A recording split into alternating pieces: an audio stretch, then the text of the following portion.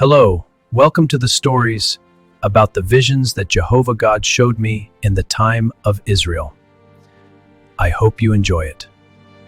The hand of the Lord was upon me, and he brought me out in the spirit of the Lord, and set me down in the middle of a valley that was full of bones. And he made me pass by them all around, and behold, they were very many on the face of the field, and indeed they were very dry. Son of man, can these bones live? O Lord God, you know.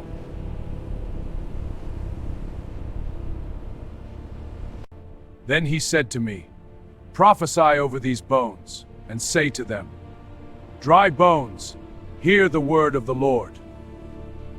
Thus says the Lord God to these bones, behold, I will cause breath to enter you, and you shall live.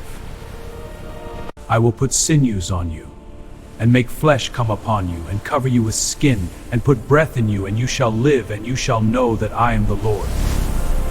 So I prophesied as I was commanded, and as I prophesied there was a noise, and behold, a shaking, and the bones came together, bone to its bone.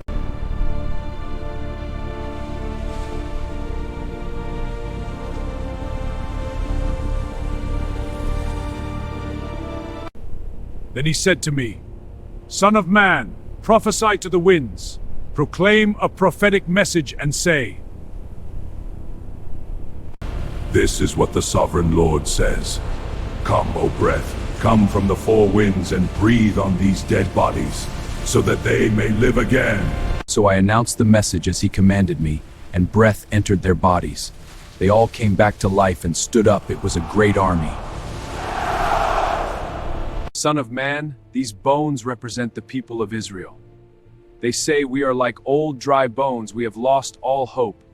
Our nation is finished. Therefore prophesy and say to them, my people, I will open the graves of exile and raise you up, then I will bring you back to the land of Israel. When that happens, my people, you will know that I am the Lord. I will put my spirit in you, and you will live again and return to your own land. Then you will know that I, the Lord, have spoken and that I have fulfilled my word. Then I looked and saw a hand approaching me holding a scroll.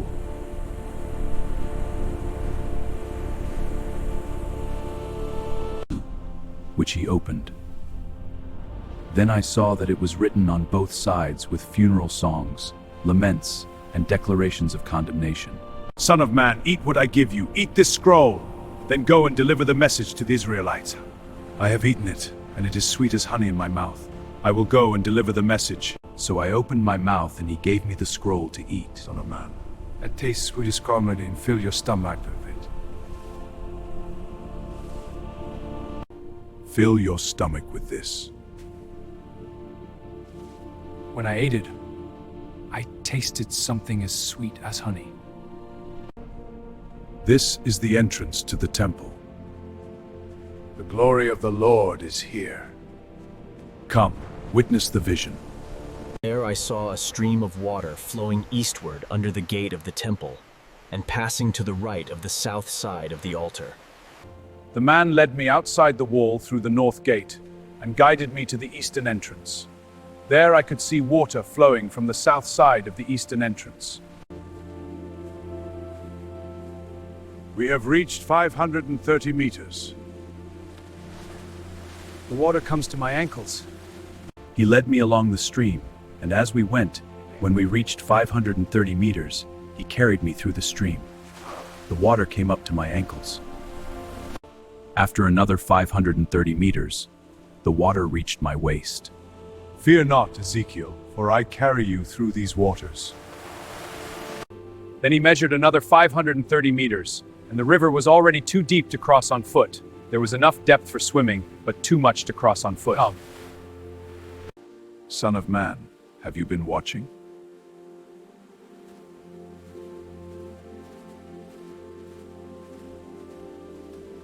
Upon returning, I was surprised to see many trees growing on both sides of the river.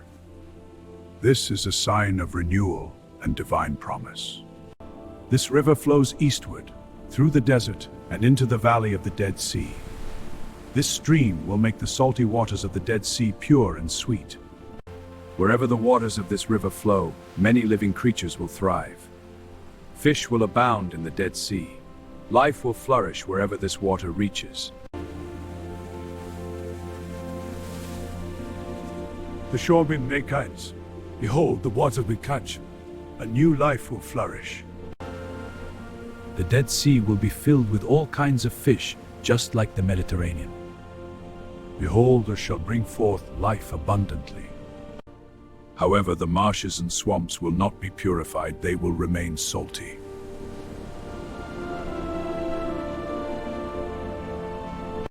On both banks of the river will grow all kinds of fruit trees. Their leaves will never wither or fall, and their branches will always bear fruit. Each month they will yield a new harvest, for they are irrigated by the water of the river that flows from the temple. The fruit will be for food, and the leaves will be used for healing. In my vision I saw that above the crystal surface that was over the heads of the cherubim, there was something that looked like a throne of lapis lazuli. Then the Lord spoke to the man clothed and said, "Go to the wheels at the handful of burning coals and scatter them over the city." I will do so. So the man did so while I watched. When the man entered, the cherubim were standing on the south side of the temple, and the cloud of glory filled the inner court. The glory of the Lord filled the house of the Lord. Then the glory of the Lord rose above the cherubim and went to the entrance of the temple. And the man entered the temple as the glory of the Lord filled the house. The temple was filled with that cloud of glory, and the courtyard shone with the glory of the Lord. The sound of the cherubim's wings was like the voice of God Almighty, and could be heard even in the outer court. Go between the cherubims and take some burning coals from between the wheels. The Lord commands the man in linen. This is a vision of profound mystery. Then I went in and stood beside one of the wheels. This is the vision of the living creatures in the wheels of God. They go where the Spirit wills. Then one of the cherubim reached out and took some burning coals from the fire that was burning between them. He put the coals in the hands of the man clothed in linen, and the man took them and went out. Then one of the cherubim reached out and took some burning coals from the fire. He put the coals in the hands of the man clothed in linen. The man took them and went out. In my vision, I saw 4 living creatures, each with 4 faces and 4 wings. I saw what appeared to be human hands. I looked, and each of the 4 cherubim had a wheel beside it, and the wheels shone like beryl. I looked, and behold, 4 living creatures. Their appearance was like burning coals of fire. And the living creatures ran and returned as the appearance of a flash of top lightning. In my vision, the cherubim moved straight ahead, never turning. They went straight forward, their wings spread, as the ray moved beside them. I see the cherubim. Their balls had heaven in halves. And their faithful arms one friends, their wits glory of God. I heard someone refer to the wheels as the turning wheels. Behold, the whirlwind from the north, and brightness was about it. And that, in my vision by the river, I saw a great cherubim. Each cherub had 4 faces, an ox, a man, a lion, eagle. Then the cherubim rose up. They were the same living beings I had seen by the river Shabar. In my vision, I saw the cherubim, and beside them were the wheels. When they lifted their wings to fly, the wheels remained with them. when the cherubim stopped, the wheels all stopped. When they flew upward, the wheels rose, because the spirit of the living creatures was in the wheels. Then the glory of the Lord came from the entrance of the temple and hovered above the cherubim. I saw the likeness of a throne, and upon it the appearance of the glory, O Lord.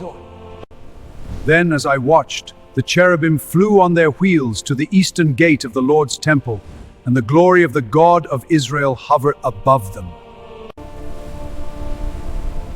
They were the same living beings I had seen beneath the God of Israel when I was by the Kebar River. I knew they were cherubim. Furthermore, their faces were like the faces of the beings I had seen by the Kebar, and they moved forward and forward just like the others. I saw a figure that looked like a man. From what appeared to be his waist down, he looked like a burning flame. From the waist up, he looked like gleaming amber. He extended what appeared to be a hand and took hold of my hair. Then the Spirit lifted me up to heaven and transported me to Jerusalem in a vision from God. He led me to the north gate of the inner court of the temple, where there is a large idol that has provoked the Lord's jealousy. Suddenly, the glory of the God of Israel was there, just as I had seen it before in the valley. Then the Lord said to me, "Son of man, look toward the north." I turned my gaze north as commanded, and behold, a vision unfolds in the heavens. So I looked to the north, and beside the entrance of the gate near the altar stood the idol that so provoked the Lord's jealousy. Son of man, he said to me, do you see what they are doing? Do you see the detestable sins the Israelites are committing to drive me from my temple? But come and see sins even more detestable than these. Then he led me to the gate of the temple courtyard, where I could see a hole in the wall. Behold, this opening reveals hidden abominations within. The Lord shows what is concealed. He said to me, "Now, son of man, dig through the wall." So I dug through the wall and found a hidden entrance. Then I dug into the wall and found a hidden entrance. Go in and see the wicked and detestable sins they are committing there. I obeyed and entered, witnessing the abominations. Then I went in and saw the walls covered with carvings of all kinds of reptiles and loathsome creatures. I also saw the various idols that the people of Israel worshipped. There stood 70 leaders of Israel, and in the center was Jazaniah, son of Shaphan. The Lord brought me to see the wickedness in the house of Israel. Behold their abominations. I saw the elders of the house of Israel, each with a censer in his hand, and a thick cloud of incense was going up. This vision reveals the gravity of their idolatry and the Lord's judgment upon them. Then the Lord said to me, "Son of man, have you seen what the leaders of Israel are doing with their idols in the dark corners? They say, 'The Lord does not see us, he has abandoned our land.' Come and I will show you sins even more detestable than these." O Lord, what abominations are these? You will see greater abominations than these. I am ready, my Lord. So he brought me to the north gate of the Lord's temple. There some women were sitting weeping for the god Tammuz. In this vision, I comment on the idolatry of my people. Have you seen this? But I will show you even more detestable sins.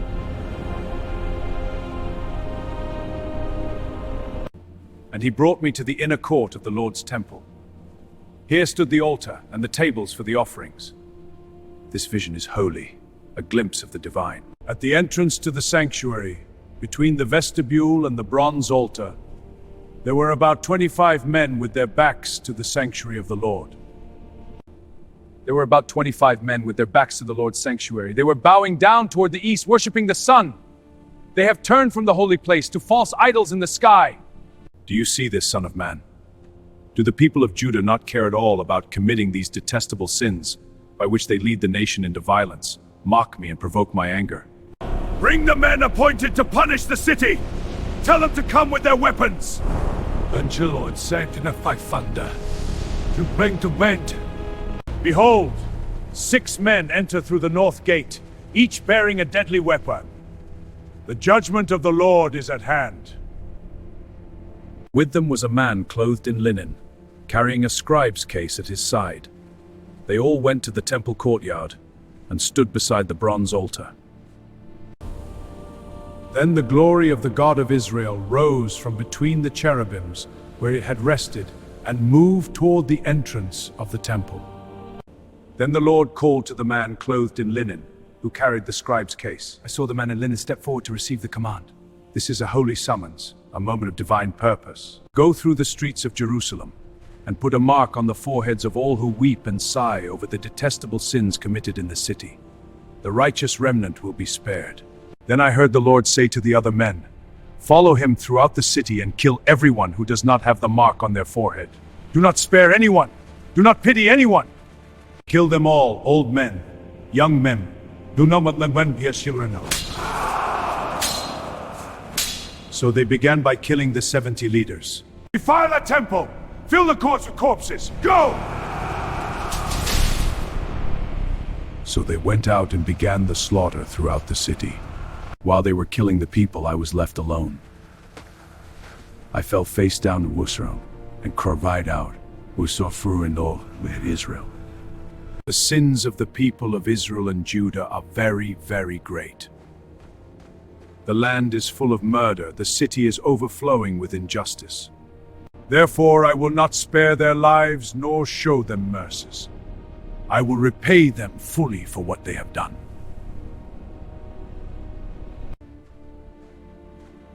I have done as you commanded me. It is done.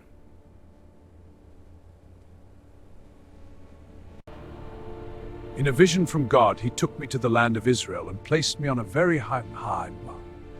From there I could see to the south what appeared to be a city. As I approached, I saw a man standing by a gate, and his face shone like bronze. In his hand he held a measuring cord made of linen and a measuring rod. Son of man, observe and listen. Pay close attention to everything I am about to show you. I will observe and listen with my whole heart. I have brought you here to teach you many things. Afterward you will return and tell the people of Israel everything you have seen. The Basis and Shekalon, Ezekiel. I could see a wall that completely surrounded the temple area.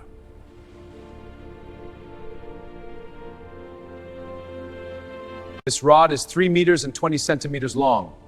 I will measure the wall. The walls. It is also 3 meters and 20 centimeters high.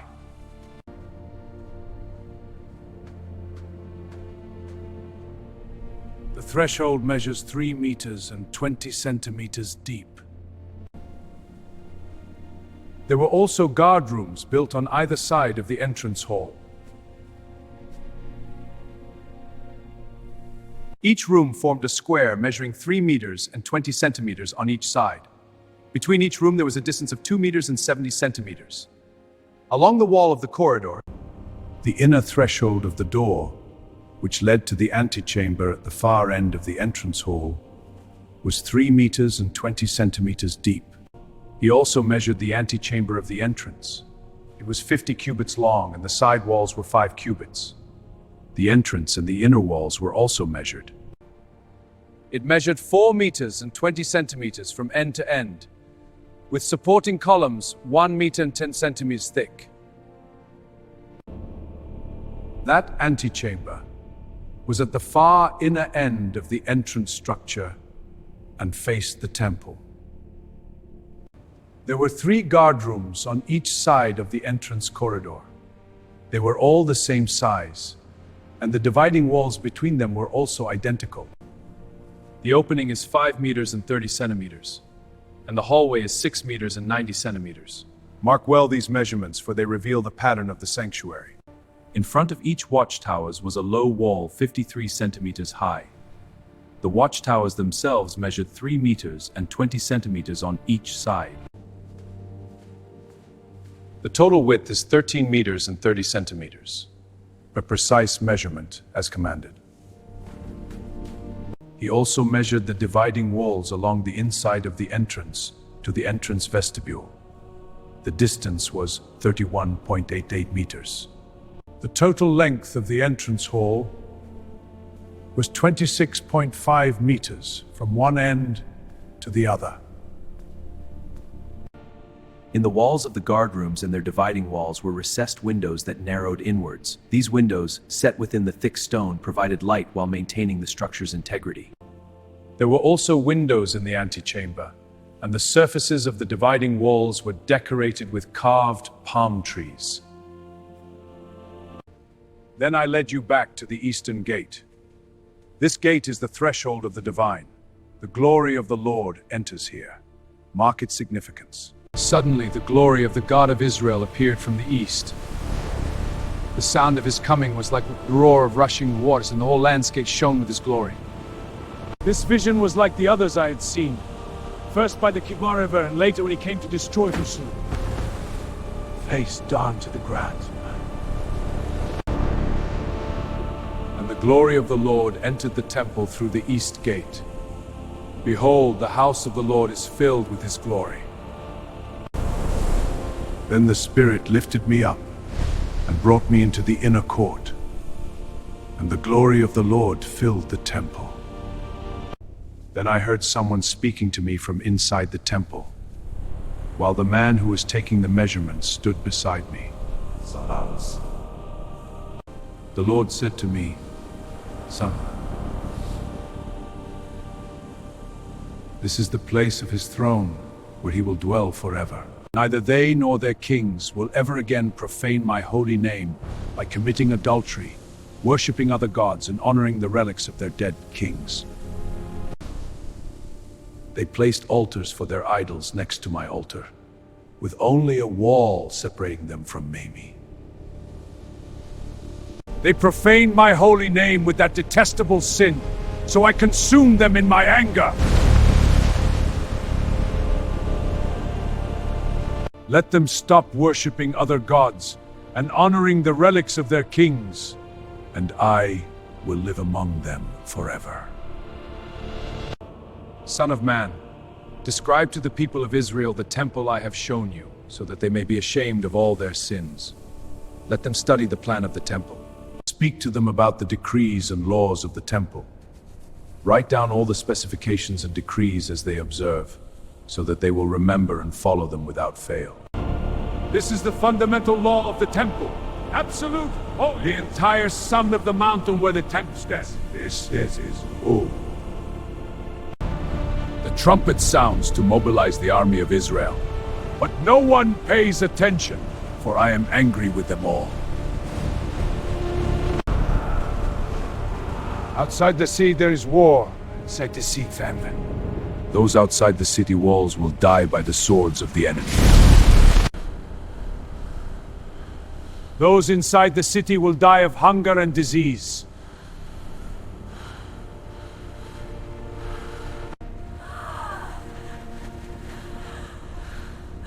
The survivors who escape to the mountains will moan like doves, weeping for their sins. Their hands will hang limp. Their knees will be as weak as water. They will be clothed in sackcloth. Horror and shame will cover them. They will shave their heads as a sign of grief and remorse. They will throw their money into the street. They will discard it like garbage. Neither their silver nor their gold will save them when that day of the Lord's anger comes. They will not satisfy them or feed them, because their greed only makes them stumble. They were proud of their beautiful jewels, and with them they made detestable idols and disgusting images. Therefore, I will make all their riches disgusting to them. I will give them to foreigners as plunder, to the most wicked nations, and they will defile them. I will turn my eyes away from them when those thieves invade and desecrate my precious land. Prepare chains for my people, for the land is stained with blood from terrible crimes. Jerusalem is filled with violence. I will bring the most ruthless nations to seize their homes. The trumpet. Their desecraries are defiles. Terror and trembling will seize my people. They will seek peace, but they will not find it. There will be calamity after calamity. One rumor will follow another. In vain they will seek a vision from the prophets. They will not receive instruction from the priests nor counsel from the leaders. The king and the prince will be left helpless, sobbing in despair, and the people's hands tremble with fear. I will make them suffer the same evil they inflicted on others, and they will receive the punishment they so richly deserve. Then they will know that I am the Lord. Now this is what the sovereign Lord says. How terrible it will be when these 4 dreadful punishments fall upon Jerusalem. War, famine, wild animals, and disease. Now this is what the sovereign Lord says. How terrible it will be when these 4 dreadful punishments fall upon Jerusalem. War, famine, wild animal, and disease. However, there will be survivors who will come here, exiled like you in Babylon.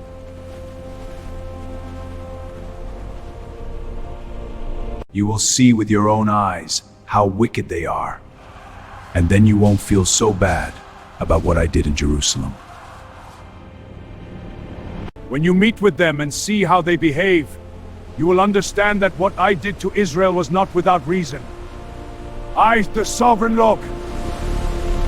Son of man, how can a vine be compared to a tree? Is the wood of a vine as useful as the wood of a tree? The vine is not. Its wood is weak, good for little. The tree's wood is strong and useful. Is its wood suitable for making objects, like hooks for hanging pots and pans? This sturdy grain bears the weight. It is suitable for hooks, strong and true. No, it's only good for firewood, and even as firewood it burns far too quickly. Vines are useless before and after being thrown into the fire. This is what the sovereign Lord says. The inhabitants of Jerusalem are like vines growing amongst the trees of the forest. Since they are worthless, I have thrown them to the fire to be burned. If you escape one fire, I will make sure you fall into another. When I turn against you, you will know that I am the Lord. I will lay waste the land, because my people have been unfaithful to me. I, the sovereign Lord, have spoken. Then I received the following message from the Lord. Son of man, set forth this riddle and tell this story to the Israelites.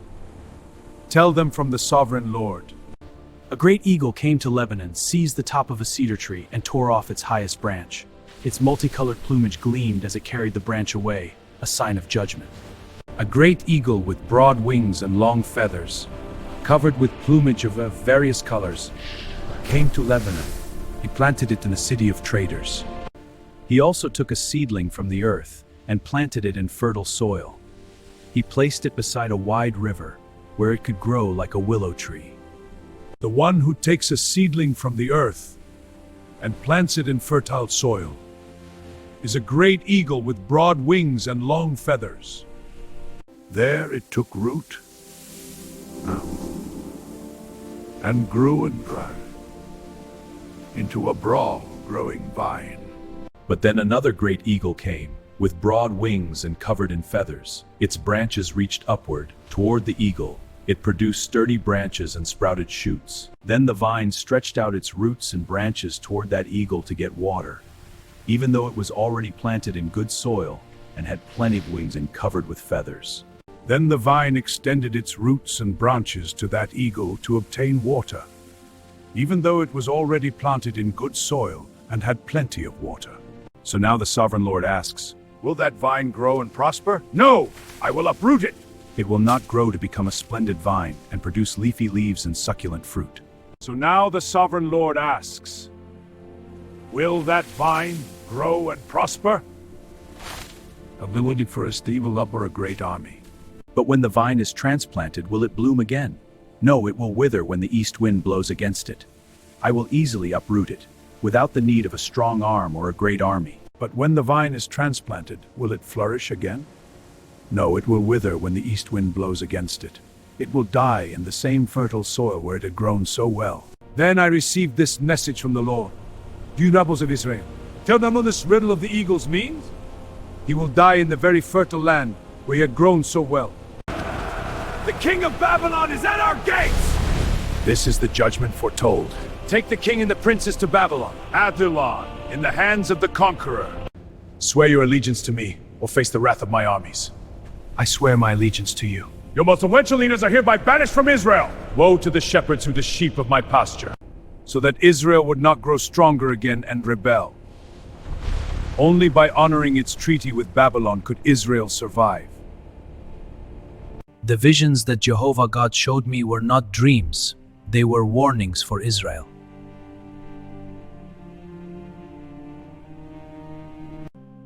Jehovah revealed to me what was to come, so that the people might understand their way and return to Him. I saw the glory of Jehovah. It was fire, light, and power beyond description. Israel had to listen because disobedience brings unavoidable consequences.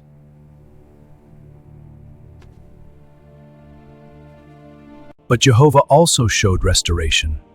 Where there is death, He can bring life again. The visions were not just for my time. They are an eternal message for everyone.